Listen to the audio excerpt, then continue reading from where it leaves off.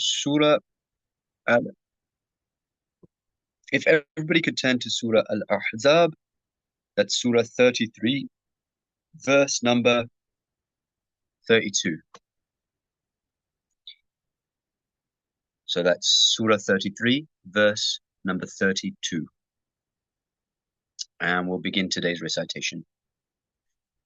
أعوذ بالله من الشيطان الرجيم بسم الله الرحمن الرحيم. O wives of the Prophet, you are not like anyone among women. If you fear Allah, then do not be soft in speech to men, lest he, in whose heart is a disease, should covet. But speak with appropriate speech. يا نساء النبي لستن كأحد من النساء إن اتقيتن فلا تخضعن بالقول فيطمع الذي في قلبه مرض وقلن قولا معروفا.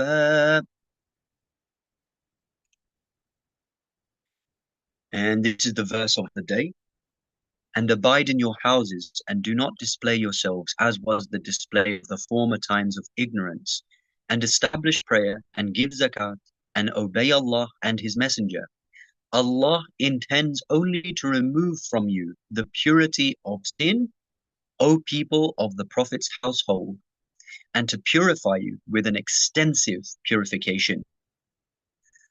وقرن في بيوتكن ولا تبرجن تبرج الجاهلية الأولى وأقمنا الصلاة وآتينا الزكاة وأطعنا الله ورسوله إنما يريد الله ليذهب عنكم الرجس أهل البيت ويطهركم تطهيرا. صدق الله العلي العظيم. If you could recite as-salawat ala Muhammad wa ali Muhammad.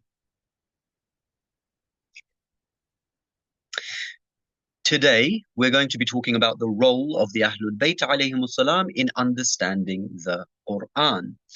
The verse that we began with is to do with this subject. We're going to go through 3 basic points today, inshallah, before we go to the Q&A session. So the first point is about Hadith al-Thaqalayn and how the Quran and AhlulBayt alayhimussalam are inseparable. The second point we're going to be talking about is why divine guidance is needed for correct interpretation. Why do we need the AhlulBayt? Number 3, we're going to talk about 1 or 2 examples of how the Imams alayhimussalam clarify the Quranic meanings. Okay, so let's first go to the first concept or subject, and that is the idea that the Quran and the AhlulBayt alayhimussalam are inseparable. This is a really important subject because if you divide yourselves and you take just the Quran and you abandon the AhlulBayt, or you take the AhlulBayt and you abandon the Quran, in reality, you're going to be abandoning both of them. What is the famous hadith that we often hear from the pulpits? The Holy Prophet Muhammad sallallahu alayhi wa alihi wasallam said that I leave behind 2 weighty things, the Quran and the AhlulBayt, or itrati, my family, my progeny. As long as you stay connected to these 2, you will never go astray, because these 2 will never separate from each other until they meet me at the pool of Kauthar after the Day of Judgment. Now, why is this so significant, and why do we especially have to pay this a great deal of attention? Because what we see in the society today, if I can speak very candidly and openly, is that one school of thought has taken the Quran and abandoned the AhlulBayt. The other school of thought has taken the AhlulBayt and abandoned the Quran. Yes, it's a very controversial point. If you know me, you should know that I'm no stranger to controversy. This is a reality that we do need to look at and really understand, digest it. Otherwise, we ourselves are going to fall victim of, just sheepishly following what we see the crowds doing. And in reality, both the Sunnis and the Shias have actually abandoned both the Quran and Ahlul Bayt. That's the reality of the world that we live in. The faster we come to a recognition of that, the faster we can build our own correct understanding of how we're supposed to view the Quran and Ahlul Bayt alayhim salam. Now, you might have heard the hadith that Ali ma'a al-haq wa haqqu ma'a Ali. The Holy Prophet Muhammad sallallahu alayhi wa sallam said, the truth is with Ali and Ali is with the truth. But there's another version of this hadith, or rather an entirely different hadith actually, but it's echoing the same sentiments. And yet this is a hadith that you might hear much, much less often. And it's when the Holy Prophet said, Ali is with the Quran and the Quran is with Ali. So what we really have to understand is the way that we perceive the Ahlul Bayt or the Quran will either make us connected to both of these in the appropriate and correct way, or it will actually make us distanced from both of them. So let's take the example of Muawiyah in the battle that you've all heard about. The camp of Imam Ali alayhi salam was very close to defeating the camp of Muawiyah. And, if you really have to visualize not only the Quran, but visualize the ahadith as well. Imagine that the soldiers of Imam Ali alayhi salam, they have gone through extensive efforts. They have given their blood. They have given their sweat. They have given their tears. Their brothers are lying in the dirt, in the battlefield. They have gone through so much effort to bring Muawiyah and his camp to its knees and to establish justice in the society, because ultimately that's what Islam is all about, building a society based on justice and mercy. They've gotten so close to doing that. Then what happens? Muawiyah is clever and his advisors are clever too. And so what they do is they take pieces of the Quran and they attach them to spears. At the top of the hill, if you imagine this hill, they're about to approach the final base and take it over. But Muawiyah erects the spears and he ties the Quran to those spears. The soldiers of Imam Ali alayhi salam, unfortunately, they say, how can we fight against that? That's the Quran. They are holding up the Quran. No, we can't fight against that. And they back away from the battle. Imam Ali alayhi salam is commanding them to go forward and to fight the enemy. But because they see the Quran, they think, no, we'll be fighting against Muslims. We'll be fighting against those who believe in the Quran. We'll be fighting against the Quran itself. Because of this incorrect understanding and their detachment from Ali ibn Abi Talib alayhi salam, who was in fact the walking, talking Quran, they failed in their duty towards Allah subhanahu wa ta'ala. And this hadith, if you really visualize it, would highlight a massive problem that really does exist in the society. Dear brothers and sisters, a lot of great questions have been asked in previous sessions. And one recurring theme that you see is about the concept of the Quran being used as a talisman, the Quran being hung up just as a form of beautification, the Quran being used as something that you hold against you when you hear a bump in the night and you think it's a jinn. So you go, let me get the Quran. Or if, God forbid, there's a burglar. But is that the way you're supposed to view the Quran? See, when this mentality develops, not develops, but when it increases, it will take you to a place where you will view the paper itself, the book itself, as something more sacred than the meaning manifested through the book. All right. And what that will do is it will misguide you eventually. Okay. So let's go quickly to the second point, and that is the idea of why the Ahlul Bayt alayhimus salam are so important and why they're so necessary when it comes to the correct interpretation. And we only need to go to the Quran itself to understand how important the Ahlul Bayt alayhimus salam really are. Like every book, like really deep book in the Hawza, for example, whenever you have a really heavy book, like a fiqh book, for example, what they'll say is you need a teacher. I'll say, hey, why can't I just read it on my own? They'll say, no, you need a guide because the text is so heavy. And it's the same in the Western world as well. I studied English literature at university, and they threw all sorts of literature at us, the creme de la creme of English literature, whether it's Shakespeare or Mary Shelley or Jane Austen. So that's the kind of stuff I'm familiar with. But the point is, they always assign you a professor to make sure that your understanding of that book may not be in line with their understanding, but your calculations of how you arrive at that understanding are on point. Okay, so just like those books need a teacher, the Quran also needs a teacher to make sure that you don't go astray from the real meaning of the Quran. So, what does the Quran tell us in this regard? There's a verse which we recited in the previous session. I'll recite it again. It says, وَأَنزَلْنَا إِلَيْكَ الذِّكْرَ لِتُبَيِّنَ لِلنَّاسِ مَا نُزِّلَ إِلَيْهِمْ. It says, we have revealed to you the book, the remembrance, the Quran, so that you can explain to them what has been revealed. And as we mentioned in a previous session also,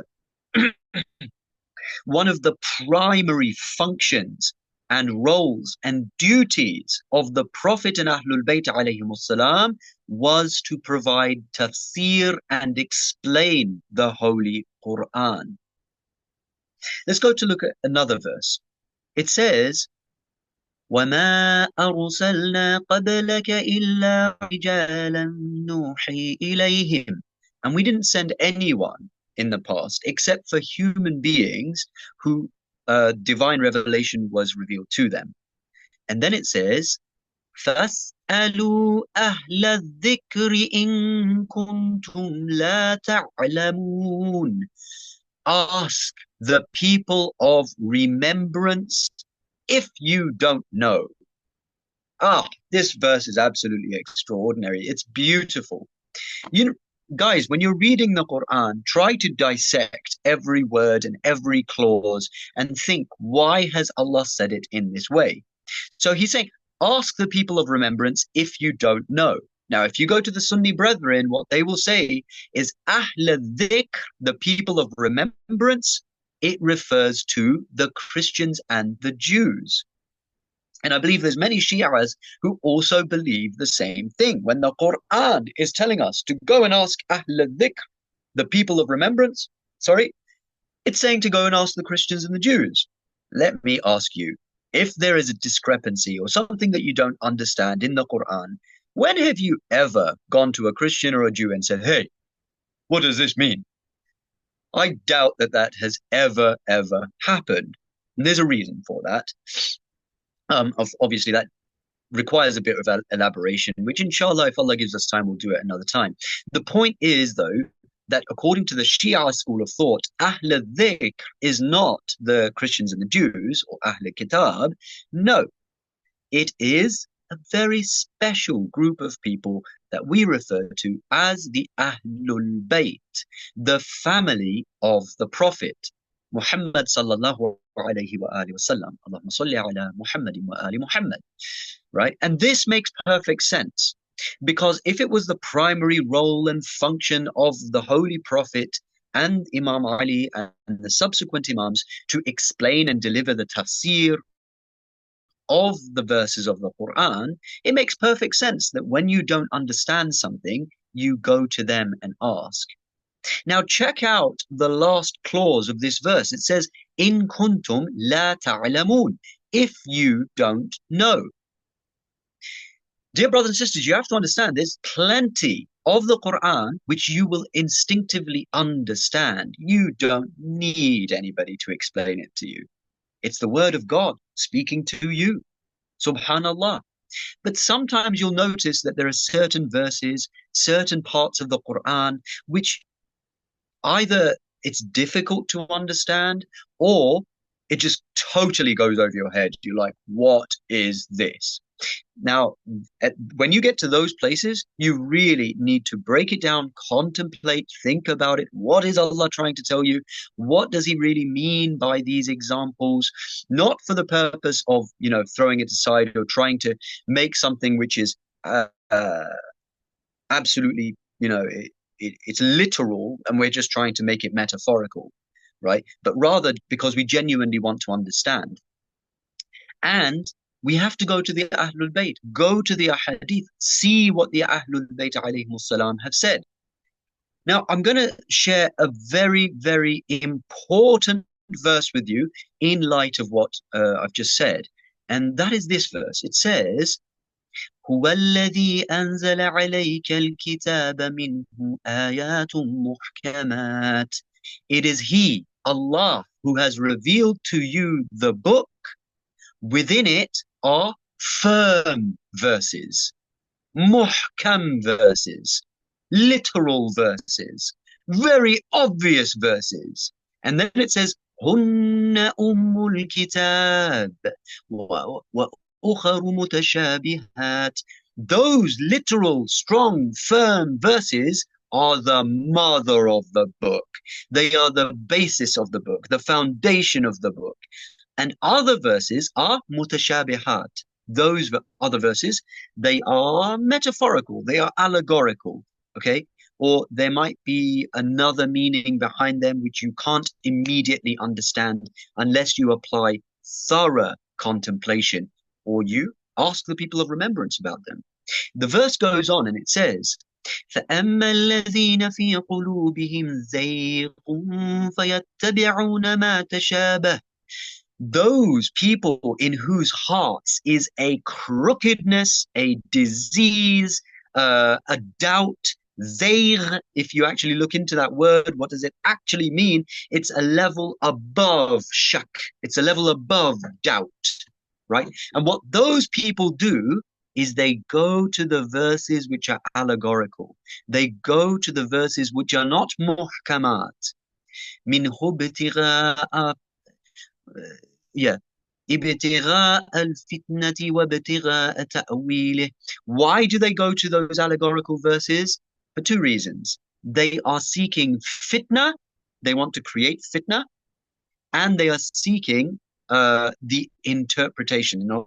It means the false interpretation of such verses. Such verses can be used to create doubts in people's minds and make people completely go astray and deviate. And then it says, وَمَا يَعْلَمُ تَأْوِيلَهُ إِلَّا اللَّهُ. And nobody knows the interpretation except for Allah. وَالرَّاسِخُونَ وَالرَّاسِخُونَ فِي الْعِلْمِ يَقُولُونَ آمَنَّا بِهِ. Only Allah and the rasikhun, the ones who are very deep in that knowledge, know, right? They're the ones who believe, they truly believe in it. كُلُّ مِنْ عِنْدَ رَبِّنَا. They say all of it is from Allah. وَمَا يَذَّكَّرُ إِلَّا أُولُو الْأَلْبَابِ. And nobody will remember this or bring it to mind except for those who are ulul albab, those who are thinkers, the contemplators, the holders of knowledge. So within this verse itself, you can see very clearly that Allah subhanahu wa ta'ala never told us to take only the Quran. Because there's many people in the Ummah, unfortunately, who say only the Quran, we don't need anything else. And that's not the reality, okay? Even at the deathbed of the Holy Prophet, Umar is the one who came and said, Hasbuna kitab Allah. For us, the book of Allah is sufficient. It's enough for us. The Holy Prophet ﷺ was trying to give him some last instructions undoubtedly those instructions were to follow Ali ibn Abi Talib and the Ahlul Bayt alayhim salam. What did Umar say? He said, the book of Allah is sufficient for us. This is not what the Quran itself is saying. The Quran itself is saying, فَاسْأَلُوا أَهْلَ الذِّكْرِ. Ask the people of the remembrance in kuntum la ta'lamun. The Quran itself is telling us that some of the verses are allegorical and some of the verses are firm. You need to go and ask those who are الراسخون fil ilm. Who are those who are راسخون fil ilm? Who are firmly established in this knowledge? Either the scholars, the very high up senior scholars who have dedicated their lives to the science of the Quran, you could argue that. But a more glaringly obvious answer, of course, is the Ahlul Bayt alayhim salam.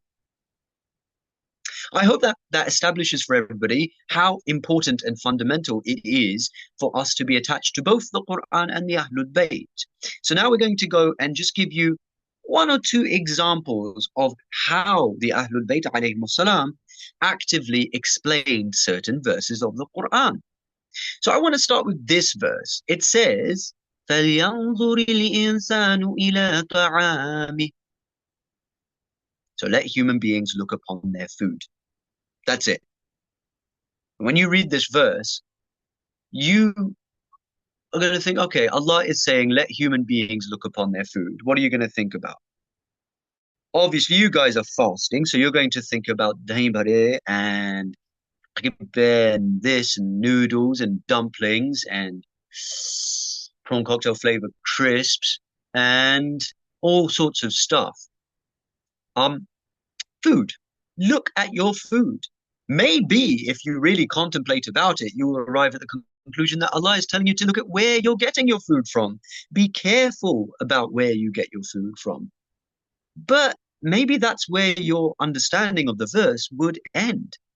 Somebody went to Imam Baqir alayhi salam and they said, what does this verse mean? Imam Baqir alayhi salam explained for them that this food in the verse is not just talking about food, but rather it's referring to knowledge. Knowledge. Dear brothers and sisters, the Imam alayhi salam is saying that this verse is alluding to the idea that you should not get your knowledge from everywhere. You should be careful about where you get your knowledge from. The Imam alayhi salam explains that you're careful about where you get your food from, and in the same way, you should be careful about where you get your knowledge from. How careful are you about where you get your food? Just think about that for a moment. If this company is making it, then maybe I should avoid it. If it's coming from there, maybe it's unhealthy for you, so I won't eat it. I don't want to get that for my family because it could have spiritual adverse effects on them. If it's created by oppressors, then I should boycott it and all the rest of it. Imam alayhi salam is telling us the same should apply to our knowledge. And this is a huge misconception which exists in the community, where people think, no, we're supposed to get knowledge from everywhere. And if you watched a previous video of mine, I actually explained this, but I didn't have time to go into detail. And the idea is that people have this misconception that knowledge should be gained from here, there, and everywhere. The Imam alayhi salam is saying, no, you should get your knowledge from the best of places. The Quran and Ahlul Bayt alayhim salam, from those scholars who are reputable, from those books which are reputable. Otherwise, your head's going to be filled with all sorts of junk, just like when you eat junk food, it fills you with all sorts of adverse effects. All right, so this is a very careful and important point. Just very quickly, because I know somebody's going to ask about it. You've all heard that you're supposed to get knowledge from wherever you get it. Knowledge is the lost property of the believer. Those are not referring to knowledge per se. They're referring to hikmah. Wisdom is what you're supposed to get from wherever you get it.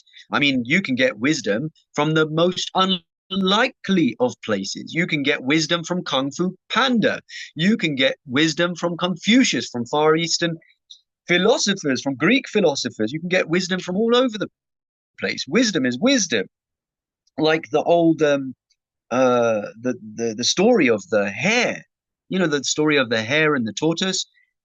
I won't tell you the story. Everybody knows the story of the tortoise and the hare. But the idea is there's wisdom behind that. Okay.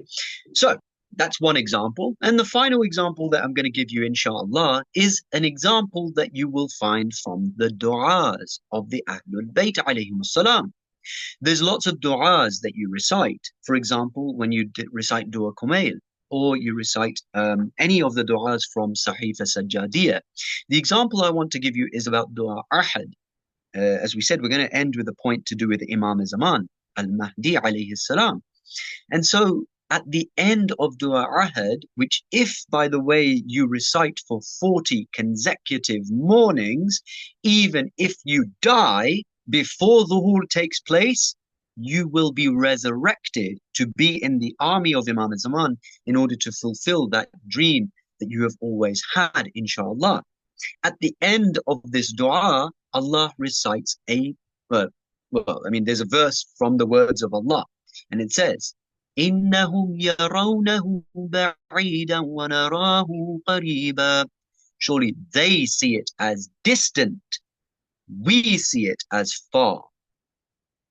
We see it as close, rather. They see it as distant, i.e., the unbelievers, the disbelievers. They think it's something that's going to happen far, far away. It's going to happen 1,000,000 years from now, maybe. Whereas we, the believers, we see it as something which is imminent. It's something that's going to happen very, very, very soon.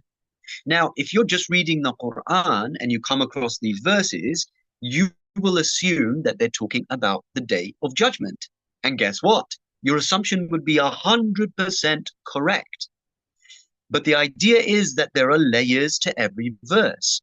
And one of the layers behind these such verses which are talking about Qiyamah is that they're also referring to the Dhuhur of Imam Mahdi alayhi salam. And just like some people think Qiyamah is way, way far away, but the believers see it as something close, or at least they believe that it's something close, it's the same thing with Dhuhur. There are many people in the community, unfortunately, even after everything that they are seeing in the world today, and despite everything that they feel in their hearts, they still think the Dhuhur is really far away. And the idea that you tell them that the Dhuhur is getting closer, they think, oh, I've heard that before. They've been saying that for centuries. That's the attitude, unfortunately, of the others, of the disbelievers. Whereas the believers are those who say it's close, it's about to happen.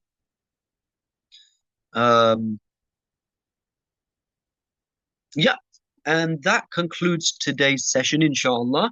I hope I haven't taken too much time. If you could put your hands up, inshallah, to ask any questions. Let me see if anybody's hand is up. Because I prefer people talking on the mic than writing their questions. Although I don't really mind if they write their questions either, but nobody's got their hands up though. You people, honestly, you people, you can't even ask a question. All right, chat. Let me see in the chat who's asked a question over here. Salam all wa alaikum salam. Exactly, we should get knowledge only from the right people because I was watching an Islamic podcast but found out it was from the enemy of Islam. Yeah, this kind of thing is actually happening a lot in social media now, where you think that you're getting something from an Islamic source, but it's actually created by the enemies. And even if they tell you a lot of good things, they will sneak in these ideas, they're like seeds that grow in your mind and your heart. And eventually they will grow into things which will deviate you. But are you serious? No questions?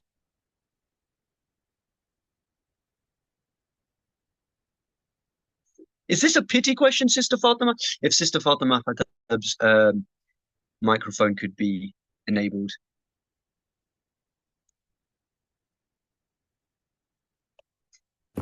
It's not a pity question. Okay, so regarding we were talking about tafsir and understanding ayahs in a proper way.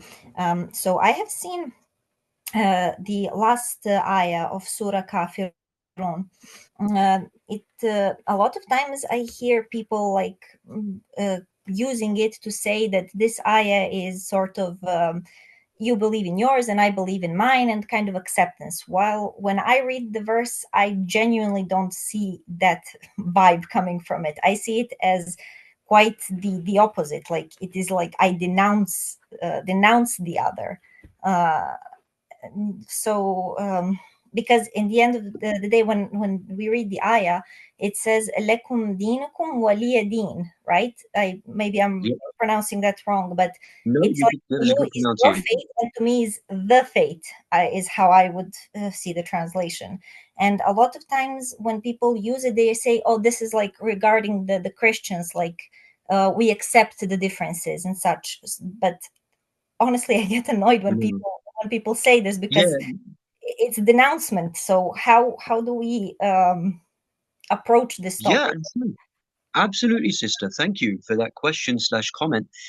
Yeah, no, you're absolutely right. And don't worry, you're not alone. It is very annoying when people have this secular outlook and they think, oh, you know what, the it's like, okay, you live your way, I'll live my way. Yes, Islam does have that element to it. But this verse is clearly denouncing them. It's saying you're a kafir, fine. You're gonna go to hell. All right. This is not saying, this is not justifying their difference at all. It's saying lakum dinukum waliya deen. For you is your deen, and for me is my deen. Right. And one way to identify these people is they have memorized one verse of the Quran, which they love and they will repeat over and over and over again. I'm sure you know which verse that is, or part of the verse. Can anybody guess what it is? It's yeah, there you go. It's La ikraha fid deen. They love to say that. La ikraha fid deen. There is no compulsion in religion. This is the favorite verse of the seculars. Now, if you read the next part of that verse, it says La ikraha fid deen. قد تبين الرشد من الغي. The right way has been made very clear from the wrong way. You know, deviance is very distinct from the right path. And so, even in this verse that they like to use, it's very clearly saying, yes, you have your way and I have my way, but my way is right. Your way is wrong. And as Muslims, we should not be afraid of saying that. I mean, why are we following Islam if every way is the right way? It just doesn't make sense. And yeah, no, you're right. It's not justifying them in any way. It's actually denouncing them. Okay, let me see if anybody has dared to put their hands up. You people still. And I know you're all thinking, quickly think of a question, quickly think of a question. As soon as we hang up, you're going to think of all your questions and you're going to forget to write them down. And then the next session, you're not going to ask again. Anyway, you're entitled to your wrong opinion. Yeah, exactly. That's a good way to put it. I respect you for your entirely wrong opinion, which is probably going to take you to hell. Is Iran Dawood free country despite the corruption? Um, Iran is Iran a Taghut-free country despite the corruption? So in Iran, what we have, Alhamdulillah, which sets it apart from every country in the entire world, is that it has an Islamic nizam, an Islamic system, i.e., Imam Khamenei, the Waliul Faqih. Now, does that mean that we have an Islamic government here? No. Does that mean that we have an Islamic society here? No. Lots of people, unfortunately, they come to Iran expecting to be in an entirely Islamic society or to be under an Islamic government. But that's not entirely the case. In fact, it's very far from the reality.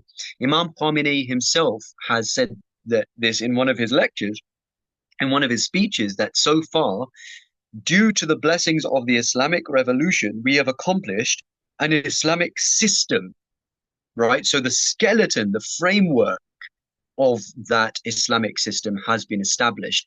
But does that mean that we have established the flesh, the organs, the blood of an Islamic nation? No, not at all. Okay, so it's very important for us to learn to differentiate between these two things. When you guys see me being pro-Iran, it's not because of the people of Iran and it's not because of the government of Iran. It's because of the system that has been established, right?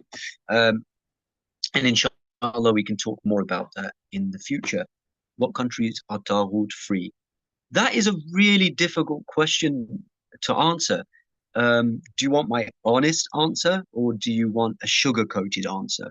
You know, the sugar-coated answer is I don't even know what the sugar-coated answer is anymore. But to be honest, no, there's no country in the world today which is entirely Taghut free. That is what the tragedy of the era of Ghaiba is truly all about. We're living in a world where literally every single country is ruled essentially by some sort of Taghut.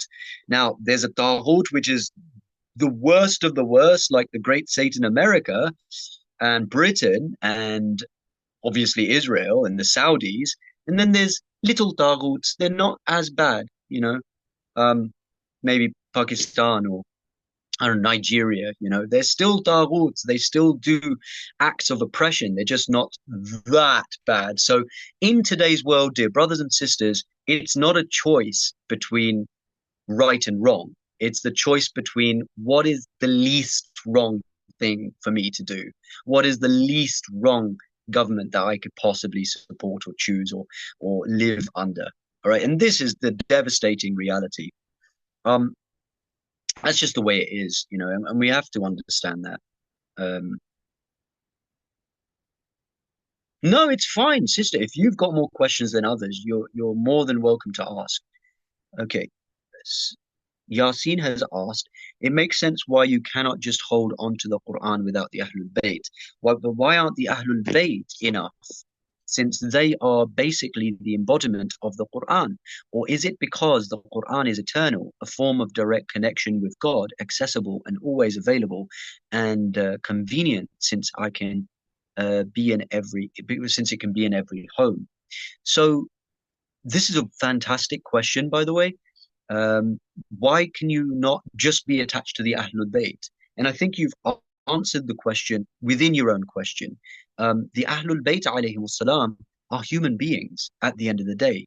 They have feelings, they have uh, limitations.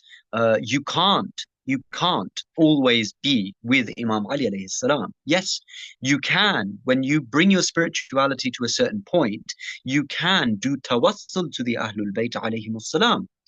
But that doesn't mean that you can constantly be attached to them. Even if Imam Zaman alayhi salam was here, eventually they do need to go to their homes. They do need to go to sleep. They need to eat and they need to do all the regular things that other human beings do, right? And therefore, you need to have this constant connection to Allah subhanahu wa ta'ala. They are always going to be there, inshallah, to help you to not lose that connection. But the connection itself is through the Quran. It's like the analogy of having a book and a teacher, right? You are going to be holding that book. It's going to become like your Bible, as the phrase goes. You're going to highlight it. You're going to write in it. You're going to take notes from it. You're going to read it night and day. You're only going to have an hour with the teacher. And while that time might be of great benefit to you, it's going to be limited, right? So that's part of the question. That's part of the answer, I mean. But the other thing is you have to understand the Ahlul Bayt alayhim salam, I understand I'm repeating this, but one of their primary duties was to explain the Quran. That's how important the Quran is. You see, it's all about the Quran. The Ahlul Bayt alayhim salam are there to make sure that we don't lose our way from the Quran. I have a question. How to not feel pride after you learn something? Um, well, if literally just before I started this session, I was talking to my dear friend Gus, who's a Christian, but he's with us, and he's helping me with a lot of the work that I'm currently doing. And I was saying he got into Anyway, there are things that happen, and I was just trying to explain to him that unfortunately, one of the diseases which exists in the Shia community is arrogance. We have the right path, dear brothers and sisters. Like, just think about that. Not out of 8 billion people in the world, we are the ones who have the deen of Allah subhanahu wa ta'ala, the perfect right religion. We have the religion which is the most rational, the most intellectual, the most beautiful, the most deep. The more you study this religion, the more you will fall in love with it. Now, that is supposed to make you more humble, but unfortunately, what it does with a lot of Shias is it makes them arrogant. I am better than you. You're a Sunni. I am better than you. You're a Zaydi. I'm better than you. We're not supposed to become like that. And that is the trap of Bani Israel. What did Bani Israel do? Because they were chosen by God, because they were given the prophets and the imams of their time, and because they were given the divine scriptures and everything, they started to see themselves as God's chosen people, right? And that is a prevailing attitude within the Shias as well. We have to learn to not be like that, because then we are going to end up just like Bani Israel did in the past. Now, when you read those sections to do with Bani Israel in the Quran, you have to understand it's not talking about Israel. It's not talking about the Israel of today, right? Although some of the verses can be used to extrapolate that idea, but the reality is it's talking about a certain tribe that existed before, and before they were the chosen people of God, because they were the ones who were given the imams and the prophets and the books. In today's time, we are Bani Israel. We're the new God's chosen people. And if we follow the same path that they followed, we're going to fall into the same traps that they followed. 1,000 years from now, God forbid, we are going to be occupying somebody else's land, killing their children, and saying that we're doing this because we're God's chosen people, for example. There's a hadith from the Holy Prophet, sallallahu alaihi wasallam, where he actually said, there is no trap, no pitfall, no trench that Bani Israel fell into, except for my people will also fall into that trap.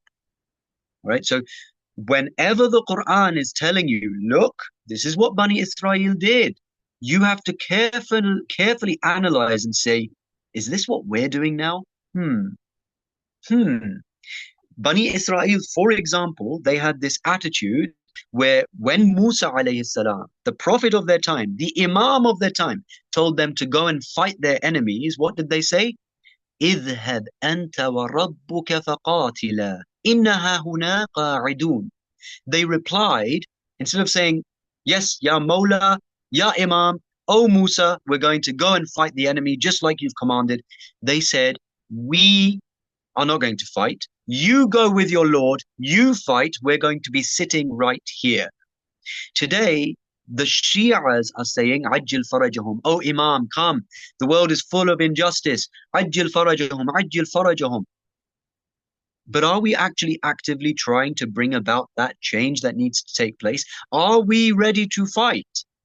Or are we thinking in our heads, you have all the ability to make miracles happen. You parted the ocean. You made the plagues come. You made all the waters turn into blood. You can do amazing things. You go and fight the enemies. You have wilayat takwiniya. Why should I do anything?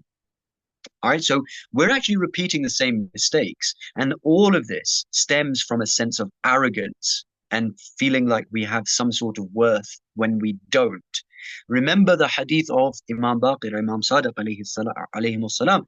They said that many of those people who thought they were with Imam Mahdi, i.e. the Shia, will leave him, whereas those who worship the sun and the stars are going to come under his service. All right? So we should never at any point think that just because of the knowledge that Allah has given us, just because we are followers of Ali ibn Abi Talib and we understand these greater realities, that we're somehow better or chosen by God. No, that being better or being chosen is only defined by our efforts.